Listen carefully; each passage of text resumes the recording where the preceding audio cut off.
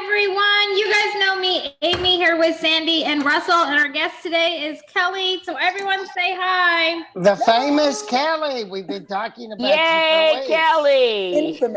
Infamous. Yes. I know. Yes. I got a notice from the court. I had to either quit talking about her or put her on the video. So this is the person. This is the one we were talking about last week when we were and the week before. Yeah, that's true. That's true. So whenever we have anybody else from Inkling on, Kelly gets talked about, right? So Inkling is the publishing company founded by our friend Fernanda and Fern, commonly AKA Fern Brady.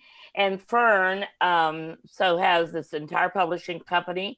Today we have Kelly on, who is her acquisitions editor, as well as Kelly is an author in her own right and got her own stuff going too. So we're going to talk about all of that stuff in a few minutes. But welcome to Monday morning. Oh my gosh, Monday morning. It's great. It's great. It's been a crazy weekend for everybody. With the weather's been bad here, and really the weather's been bad all over the country last night. So, but you guys, anything happening with you, Amy? Yeah, what's your status, Amy? What's going on with Meadow? I say we're on baby watch because as of Wednesday, it'll be 5 weeks until she gets here. But if anyone wants to pray that she comes early, I'm down for that. Okay? No. My wife used to cry every afternoon when she hadn't had the baby for the day. By the time we got to the third baby, because she was bedridden for the last 7 months. So every day, she's like, kill me. No, she's up at my rib cage, and I swear she's going to break a rib. She's very good at kicking. So she wants to come early. I'm very much for that. So that's every mother's prayer before the baby's born. Right, Kelly? I just wanted to survive. That's all I cared about. And you would survive much better if the baby came early. Mine, however, never did. Mine were always late. But back in the sections. Yeah. We had schedules. Back in the prehistoric days when I had my kids, there was nothing like knowing what trimester you were in or what, nothing. It was just like when you started in labor, you were in labor. Until then. You didn't know what trimester you were in? Oh, man, that would be hard. Never talked about that. I knew none of that was talked about. But you had due dates and I stuff, had a right? due date, yes. A due date, yes. So the doctor knew that he just didn't talk to you about it. Maybe. Maybe the husband. I don't think they thought in those days. I don't think they thought in trimesters at that point. You had 9 months. And he said to me 9 months is an average. So you may come early, you may come late, but your body knows what the 9 months, what the entire time period is. Anyway, that was long ago, over 50 years ago, because all my kids are over 50. So anyway, Amy, thankfully thankfully Meadow is being born at a time when doctors know a lot more and they're aware of a lot more things. So yay. That is a beautiful name. I didn't know the name of the baby. That's beautiful. Oh, thank you. It is a beautiful name for beautiful parents. So okay, this is about as sweet as I can stand. I have to move on. Like, I'm gonna add a dead. I can't take it anymore. Let's talk about Pamela Hutchins, what she's done. Okay, I was going to ask where you wanted to go first. Okay, if any of you out there in the whole Facebook world are an author, then you know how Amazon kind of rules everything now. Amazon is what is considered the big elephant in the room.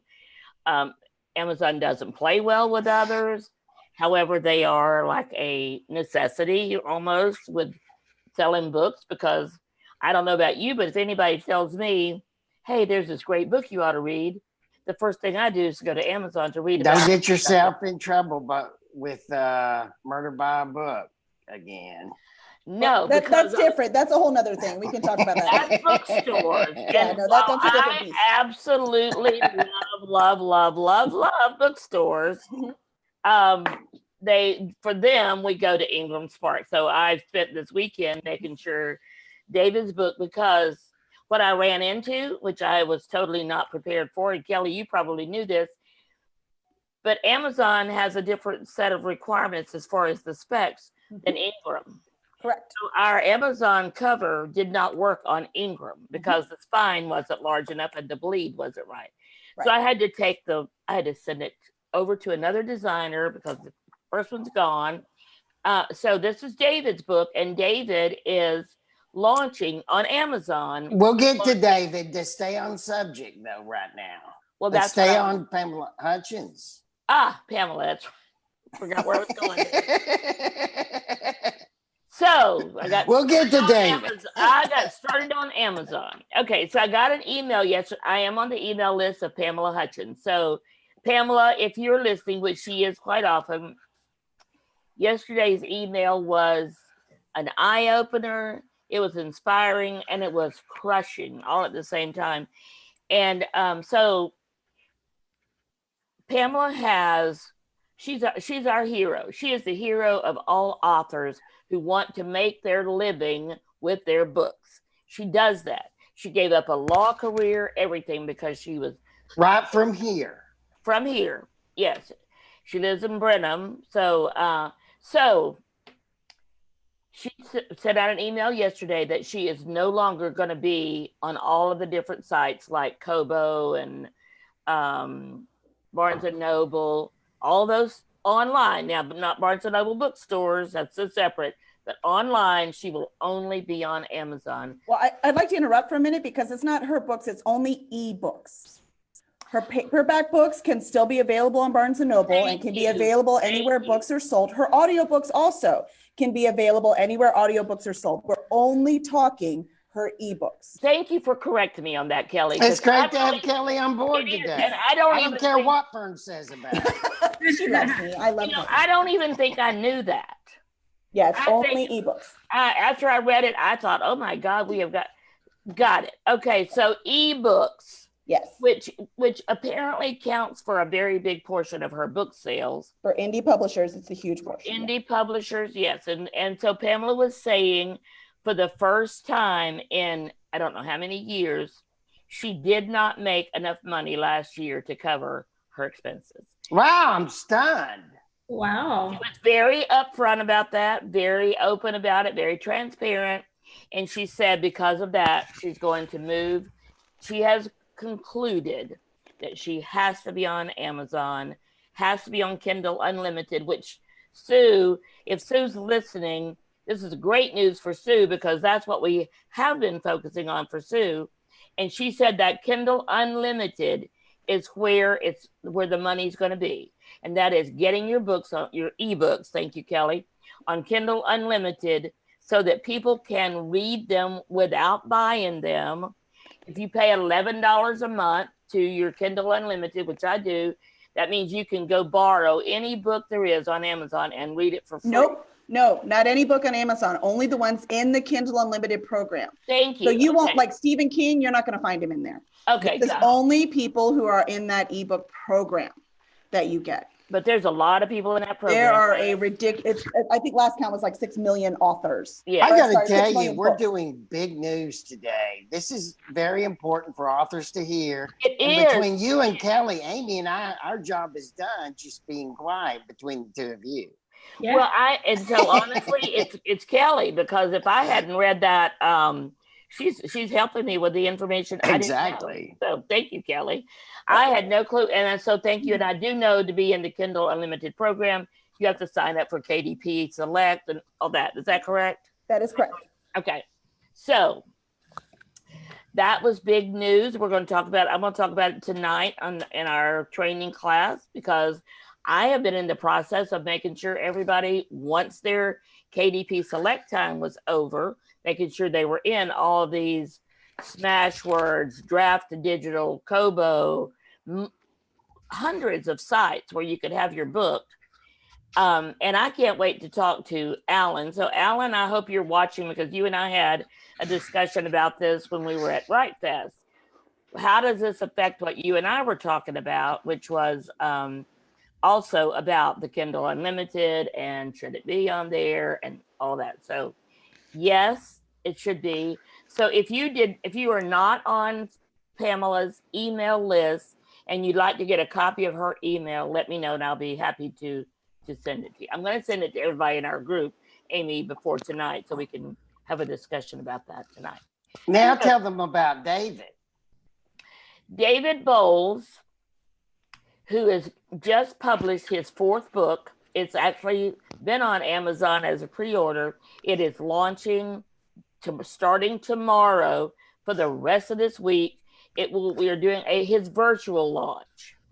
While we're getting his book, that's how I found out that the same cover on Amazon doesn't always work on Ingram. Which I'm shocked to hear, by the way. They have different printers. They have different printing processes, so they have different requirements. And they have different templates. Once again, Kelly comes in handy. You go. I've been doing this for a Kelly. Go, Kelly. So Kelly's going to be our resource here for. This is why she's so difficult with Vern, because Vern never gets any of this stuff straight. She does. She's just more worried about the craft, and I'm more worried about the business. That's really where. Oh, okay. Kelly, so you're going to defend Vern now. She didn't defend you very well. She tries.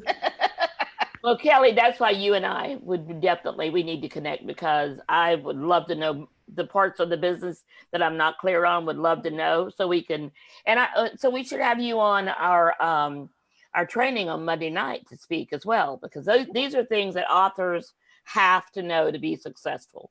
Do you agree? I agree, definitely. Yeah. Good. Or they have to know someone who knows it. Perfect. Because I'm never going to know all of this. Is this the right one?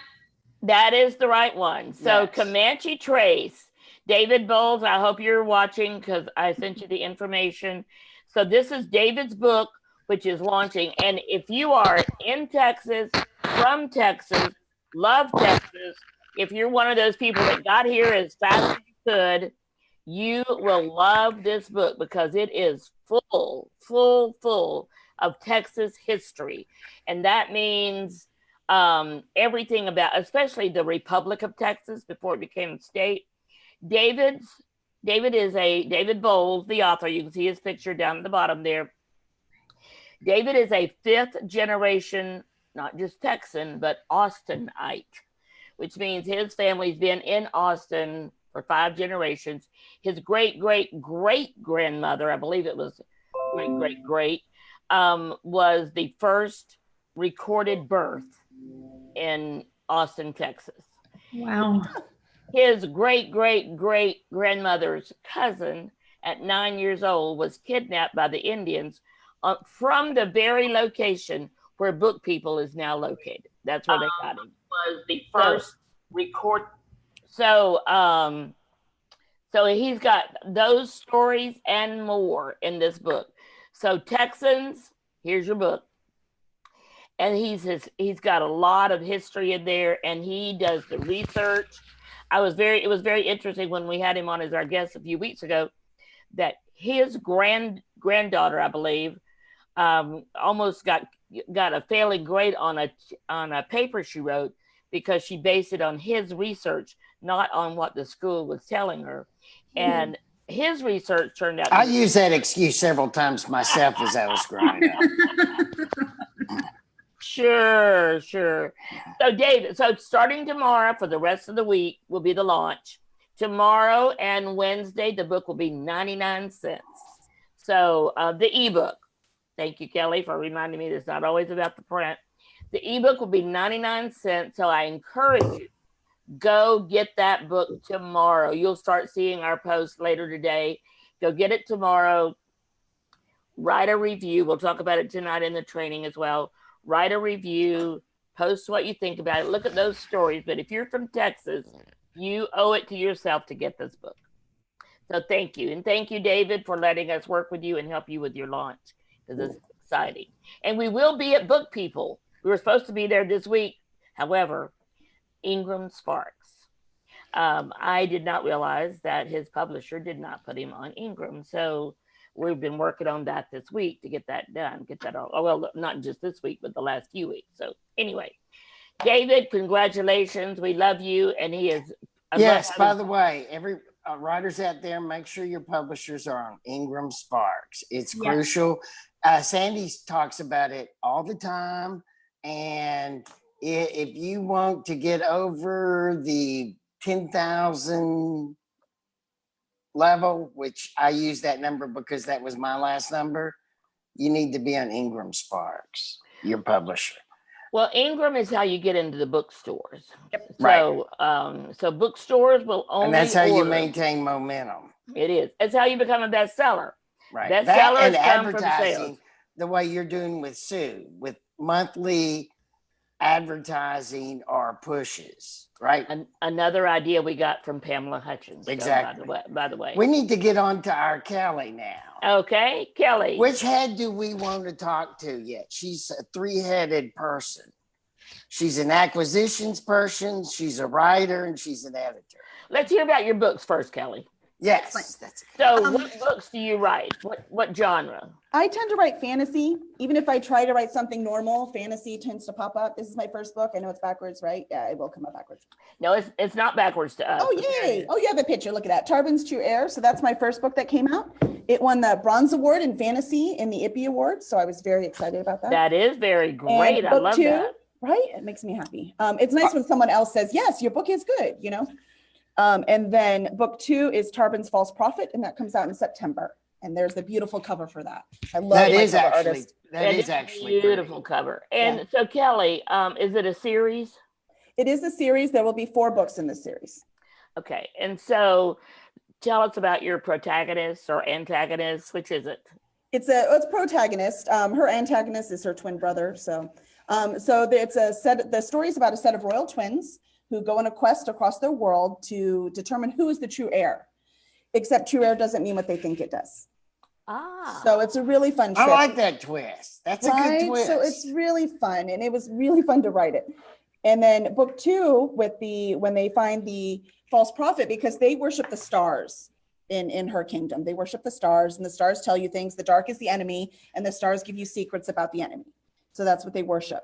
Well, in book 2, she is still, Talia is the main character, and she is still on that route. She's still worshiping the stars. Her brother finds a prophet who talks about old gods, and that appeals to him much better. So then you have these two finding their own beliefs and systems as they're trying to recharge the planet with the magic that it is. Every 1,000 years, it recharges the planet. So they're fighting over whether that should happen or not happen. So it's very exciting. That is exciting. Okay. So, so tell us a little bit about Kelly, the writer. Who is Kelly, the writer? What made you start writing these books, or writing period? Well, I'm just like every other writer in the history of the world. I was always sketching things, right? I mean, stories, not actual, I cannot draw. But always, like even when I was in the Navy. And so when I was at boot camp, all the books when you're studying, it was some of the classes were too easy. In boot camp, they were too easy. So all in the margins of all of the books that I got, I kept just sketching all these characters, like, oh, this character does this. And I was obsessed with Egypt at that time. So there were all these things about Egyptology and things. So it's like, you're always doing this, right? But I never actually sat down and wrote anything until I went to Dragon Con. So Dragon Con is my favorite. When was that? That was in 2013. Was the first time I went to Dragon Con. And I'm an attending professional this year. Yay! Very good. Now, where is that move all around the world, or is that No, Dragon Con is always in Atlanta, and it's always Labor Day weekend. Have you taken Fern to that? She's like a dragon wacko about I have not. Well, it's a con. It's not just about dragons. That's just what they called it. And the whole con started 30 years ago now. They had 30 years anniversary. It started 30 years ago with book fans and people who love music. So all they did was get together and talk about sci-fi and fantasy books and then listen to live music. That's how it started. So it's not like all these other cons where you just have celebrities. They have big celebrities. David Tennant's coming this year. I'm going to die. But anyways, they do have big celebrities. But that's not really the focus. So at this convention, they have a writing track and a fantasy track and a YA lit track and a sci-fi lit track. So they have so many writing tracks. Urban fantasy alone has its entire track because it is so popular. So I have met most of my favorite authors at that event. Wow. It is extremely writer focused. So people think of it more at like San Diego Comic-Con. It is not like San Diego Comic-Con. That is all Hollywood, right? And it's almost that big though. It is the biggest, it is volunteer run. My husband volunteers for him now. He works in tech ops. It is a volunteer run convention, the largest volunteer run in the country with huge writer stuff. There are writer workshops you can do. I did Jody Lynn Nye's one twice. My first chapters in this book went to that workshop. So thank you very much, Miss Jody Lynn.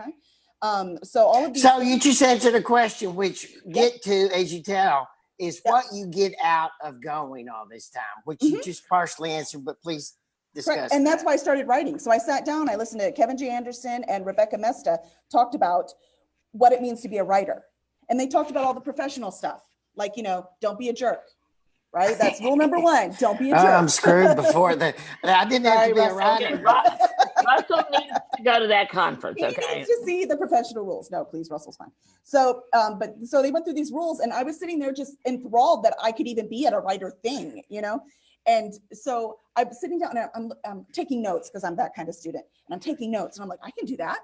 I do make fun of those people at conferences, the ones that take notes. I got to tell you. But I have to say, Kelly, you sound like me. Doesn't she sound like me? Because I love going to these conferences, and I get so much. Now, you go to the writers' tracks, I go to the marketing tracks, or the PR, or social media. Amy and I go have coffee in the back. I bring the coffee with me. And I go from booth to booth. I love talking to the people. So Russell and I have been together to an event where... And we're going to future events together. We're going to invite our audience to go with us too. He rushes you through them. He rushes you. When you stop to talk, he's like, let's go. Anyway, keep going, Kelly. Push through this. But that's it. So I listened to them talk, and these were professional writers. And I'd never read anything by either of them at that point. But the way they talk to us, like, you can do this too. I was like, really? This kind of hobby thing that I thought just for fun, I was sketching things, I could actually do this. And at that point, from then on, I consider myself a writer, and I just started writing. I just didn't know I could. It's almost like they gave me permission. I actually understand that. Yes, I do too. Very much so. That's awesome. So Kelly, thank you for sharing that. That was a great story. Oh my gosh. And so that's Dragon Con. So does every genre have its con? Because I remember my mother-in-law, who was my first client, she always went to ButcherCon, which was a mystery writer's con. That sounds like a steak place or something. It's spelled BOUCHER. Oh. ButcherCon. I don't know what that means. But anyway, I don't know who it was named after. So what was the name of the one? And you do Dragon Con. So who was the creator of that? Well, I don't remember. It was in the books. I didn't know them. Okay. They were just fans. They were people like, you and me got together and like, we want to talk about science. And this was before the internet, right? Not before it existed, but before it was what it is now. So it's like, we want to get together and talk about this stuff, and we love music. Why don't we just go do this? So that's why it is so varied too. So we have so many of those festivals in Russell. You were talking earlier about some that the Tennessee Williams Literary Festival in New Orleans next March. I'm going to try to drag you guys over to it. We're going to invite other people to go with us if they want to go. I don't think it's a writers conference. Have you heard about the Tennessee Williams Conference Literary Festival, Kelly? I haven't. I have to look it up. It sounds very interesting. I know it's in Louisiana, in New Orleans. So considering it's named after Tennessee Williams, I'm sure it's very something to do with writing, I'm sure. Yeah. Too, right? Anyway, I'm looking forward to it. I'm going to drag people to it. And next year, the Dallas-Fort Worth Writers Conference. Have you been to that one, Kelly? I have not, but it is on my wish list. It's listed as one of the 5 biggest in America. Yeah, it's incredible. I actually have a friend of mine who's an agent, and she's actually going up there to take pictures this year. Well, here's the thing. Next year, I'm going to try to drag Fern and you and several of the other people that watch this show and see if we can all go and make a party of it. Sounds good. I know Sandy will go. You could do a podcast there. You should apply. And if we're going to go, I want to have a table there so we can all have a place to come. That's too much work. Not for you. It's a writer's event. Amy has to come. Right, Amy? Well, Amy and Neto. I'm for the party, okay? Yeah.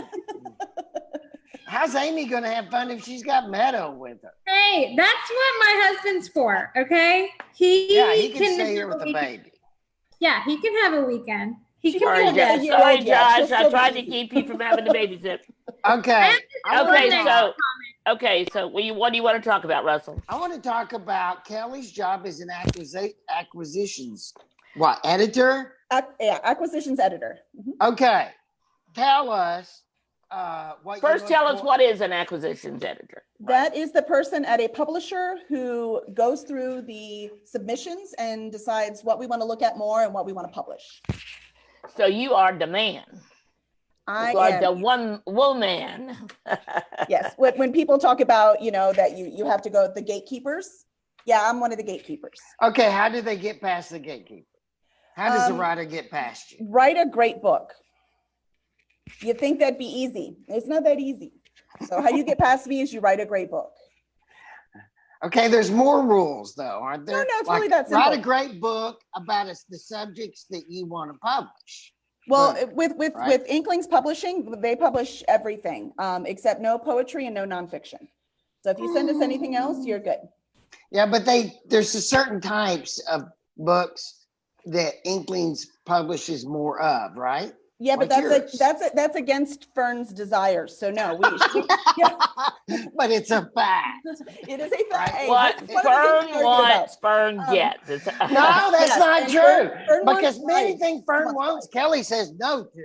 Yeah, that's true. I do. So Kelly, what type of books are you looking for? Is Inkling looking for? Inklings is looking for we don't have any historical fiction, so we don't have anything on that line. We could use some women's fiction. We don't have anything along that. And we need some science fiction. We have a lot of fantasy. So we're looking for some science fiction desperately because the events we go to, which is why we have a lot of fantasy, is because the events we go to, that's usually the authors we talk to.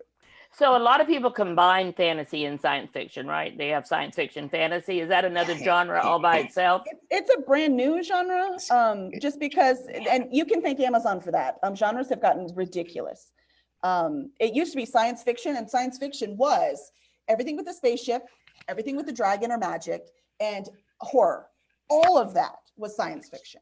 And then as bookstores got bigger and more specific, then they could break them up. But I don't know if you've been to a bookstore lately, but if you go into the science fiction category, it's like it used to be. You go into science fiction and it's everything. I hate that. Everything kind of genre.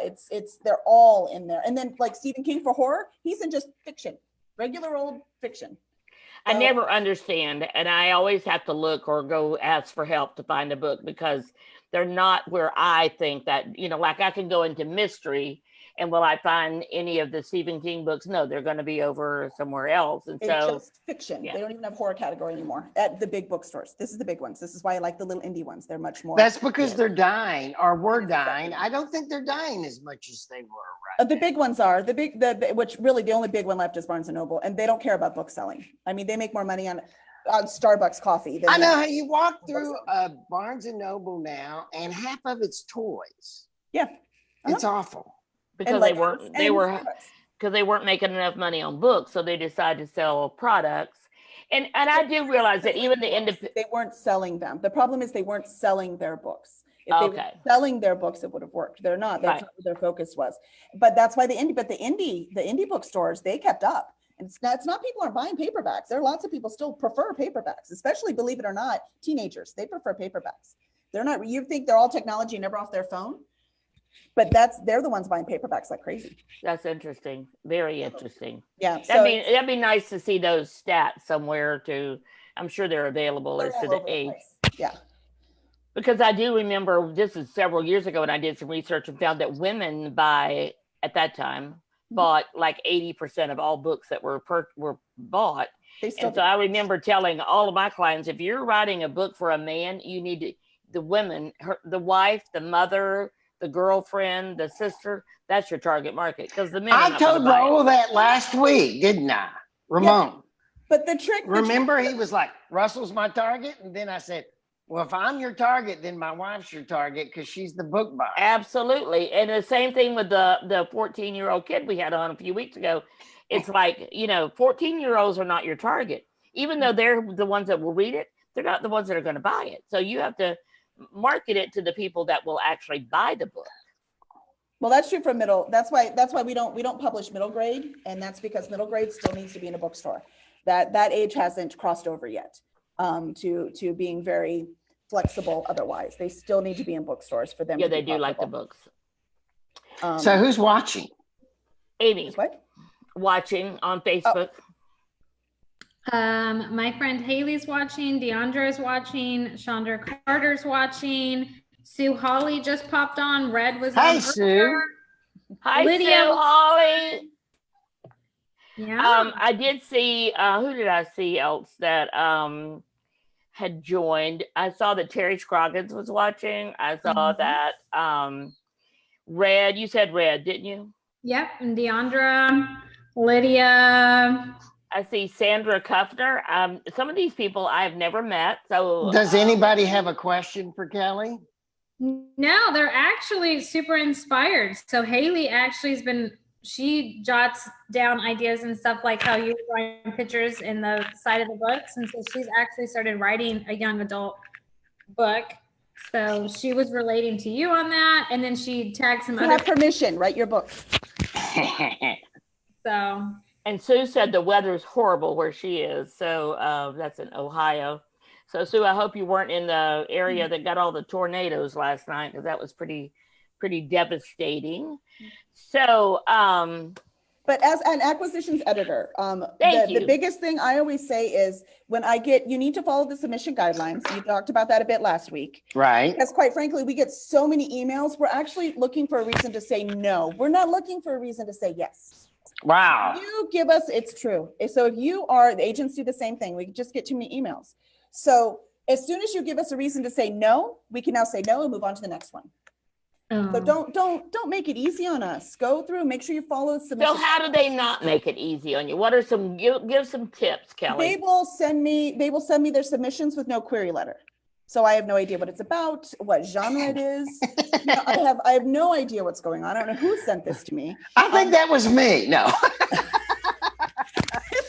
That sounds like something I would do. Here, see what my brilliance is. Behold. Yes.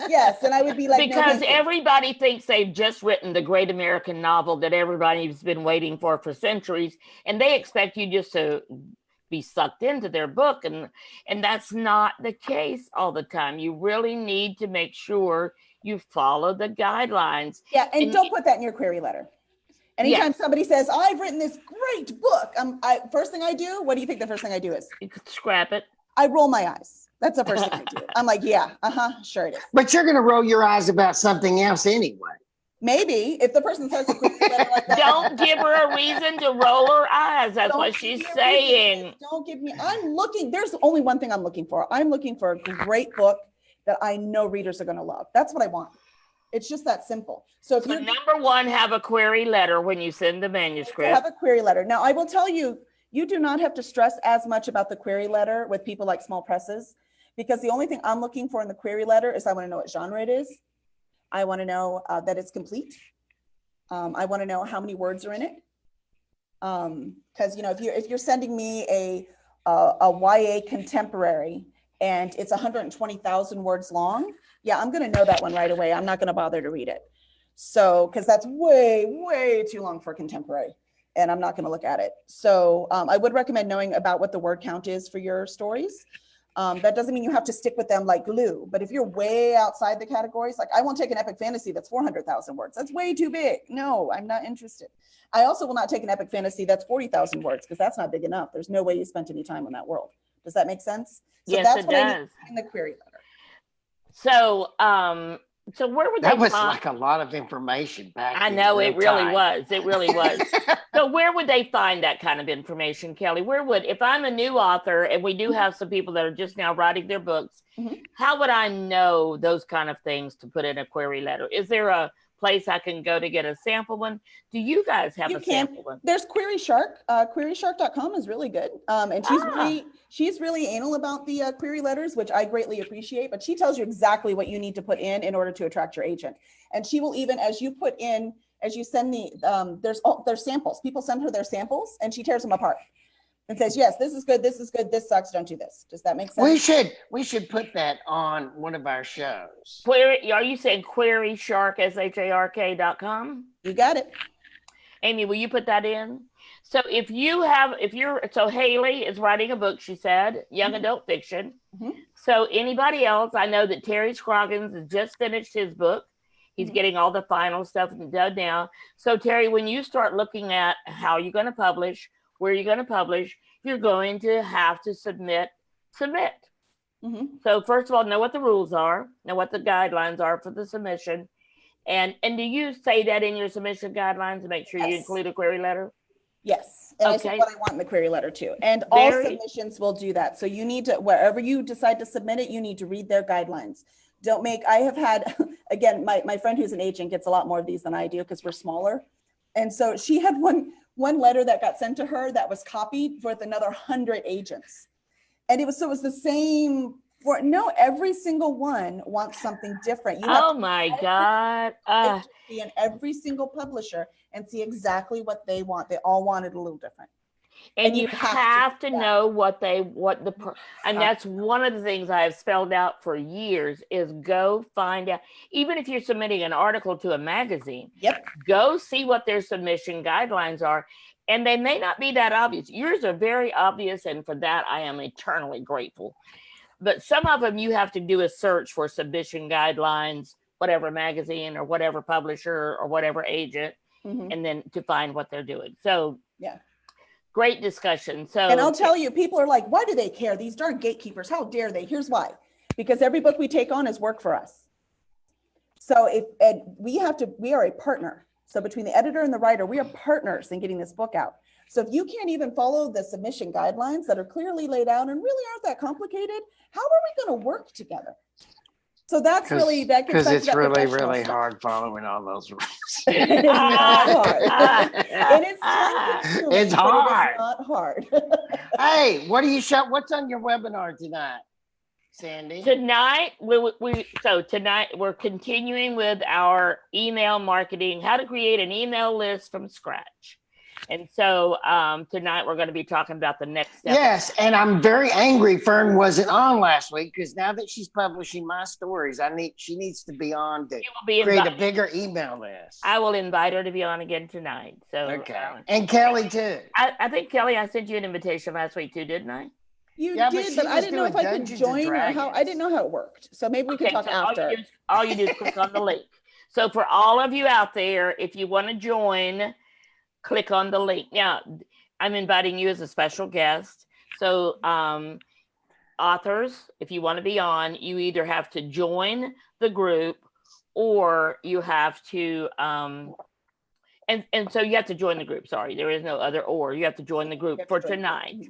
Now, it's $1. Okay, so don't anybody say I can't. It's $1. Okay, so and the email list, that's a pretty important thing. Right? Email list is that's how you sell your books, right, Kelly? it's how you And it is a build very important tool. Yes, it's how you build relationships. Also, a whole piece of this is about the content. What do you say in your emails? Once you have a list, what do you do with that list? And if you just have a list just for the sake of having a list, you're not going to have a list. People are not going to join you. So we're going to be talking about more of that stuff tonight. I had planned to have a break tonight and have a content person on to speak, but that did not work for her schedule. So we're moving that out for a couple of weeks. So we're going to continue, and I'll be sending out the email as soon as I'm done here.